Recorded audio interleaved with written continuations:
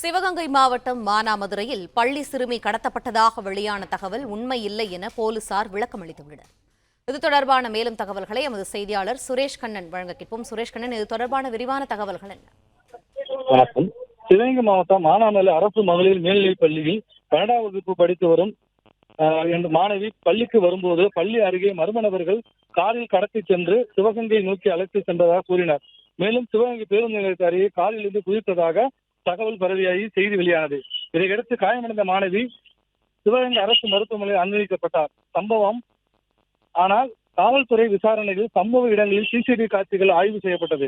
அதில் மாணவி மீது எந்த விதமான கடத்தல் சம்பவமோ அல்லது தாக்குதலோ நடைபெறவில்லை என உறுதியாக காவல்துறை விளக்கம் அளித்துள்ளனர்.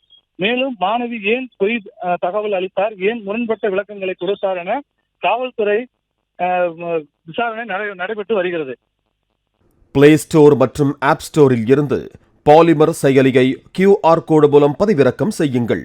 செய்திகளை உடனுக்குடன் பெறுங்கள்.